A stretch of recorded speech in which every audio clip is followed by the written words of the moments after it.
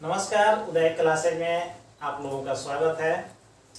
आज हम लोग इतिहास विषय के अंतर्गत जानेंगे कब, कहाँ और कैसे। पिछली कक्षा में हम इतिहास को अपनी सुविधा, अध्ययन की सुविधा के लिए प्राचीन काल, मध्यकाल और आधुनिक काल, 3 काल खंडों में विभाजित कर चुके हैं। तो प्राचीन काल और मध्यकाल के बारे में हम पिछली कक्षा में जान चुके हैं। अभी हम आधुनिक काल के विषय में जानेंगे। आधुनिक काल में यूरोपीय देशों में एक बहुत बड़ा परिवर्तन हुआ। संपूर्ण विश्व में एक नई क्रांति है, जिसमें पहला स्थान आता है पुनर्जागरण का।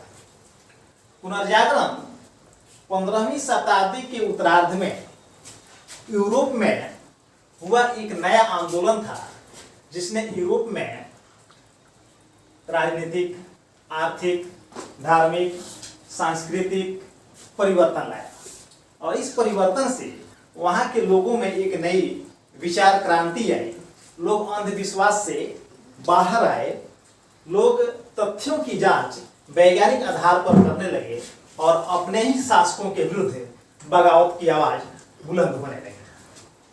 तो ये पुनर्जागरण था और पुनर्जागरण से विचारों में एक नई क्रांति आई।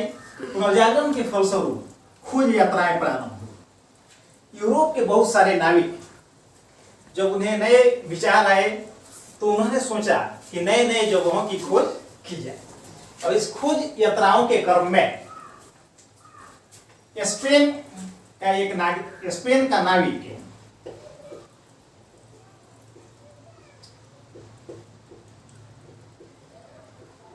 स्पेन का नाविक कोलंबस 1492 ईस्वी में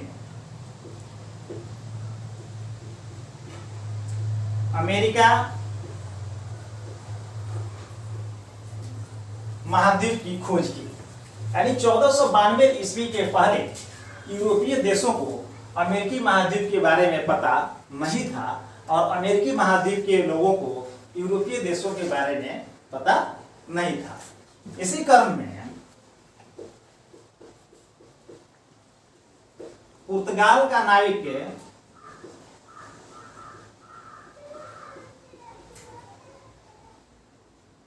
वास्को डी गामा 1498 में भारत से यूरोप तक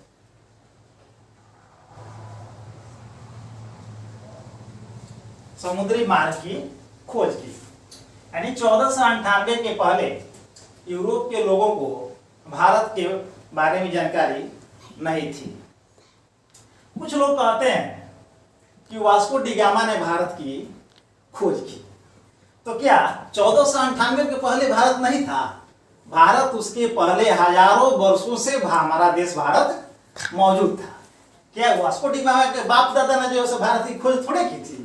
हमारा भारत एक प्राचीन देश है, प्राचीन काल से है। वास्को डी गामा वास्तव में ये एक लुटेरा था, जो समुद्र के मार्ग से भारत तक जो है पहुंचा। वो सबसे पहले कालीकट जो है पहुंचा था और वहां से बहुत सारे मसालों को वो लूट करके ले गया था और यूरोप में ले जाकर के व्यापार किया था।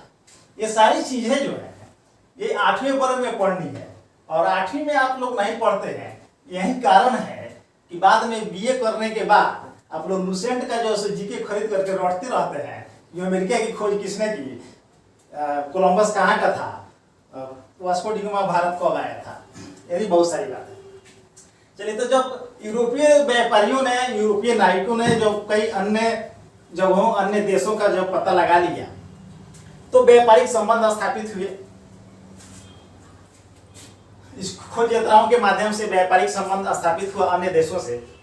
तो उन व्यापारियों ने व्यापार के माध्यम से बहुत सारा धन कमाया और उस धन को पुनः वे लोग व्यापार में लगाए और इस प्रकार उनके पास बहुत सारी पूंजी इकट्ठी हो गई, जिससे एक नए वर्ग का उदय हुआ यूरोप में, पूंजीपति वर्ग का। और उस व्यवस्था को हम लोग पूंजीवाद के नाम से जानते हैं। तो पूंजीपति वर्ग का जब उद्योग पूंजीपति वर्ग का जब उद्भव हुआ तो पूंजीपति के साथ एक श्रमिक वर्ग का भी उदय हुआ।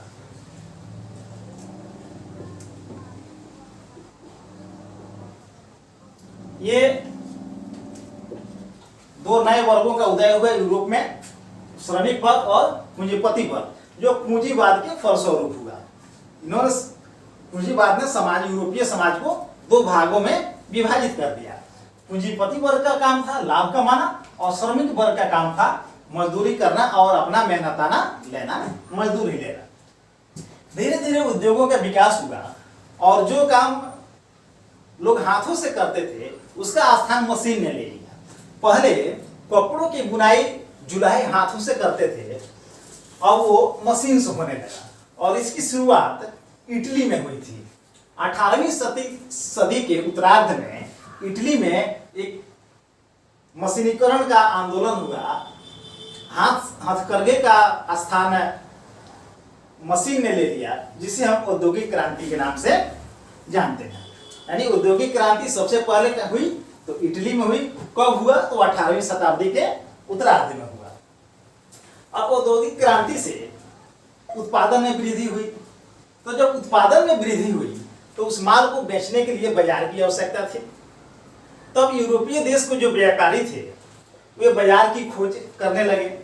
बाजार की खोज के लिए वे दूसरे कमजोर देशों को चाहते थे कि हम अपना बाजार बना लें, वहां से सस्ते दर पर कच्चे माल लाएं।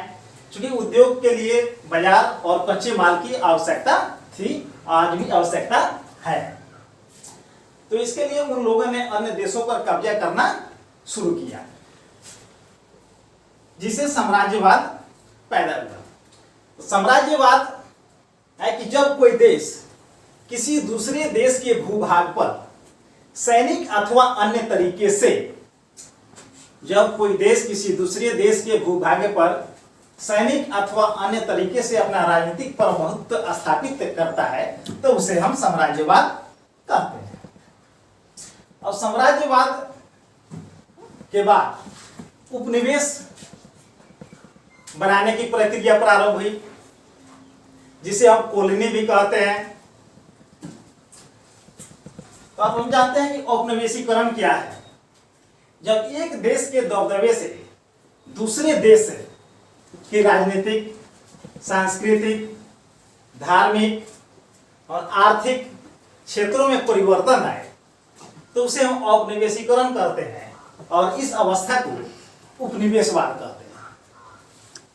हो गया औपनिवेशीकरण। तो ये यूरोपीय देशों में इतने सारे जो परिवर्तन हुआ, इस परिवर्तन से हमारा देश भारत भी इसे अछूता नहीं रहा।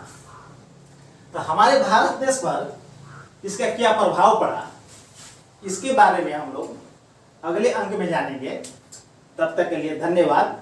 अगर आप लोगों को ये वीडियो अच्छा लगे तो लाइक, सब्सक्राइब एवं कमेंट जरूर कीजिएगा। धन्यवाद।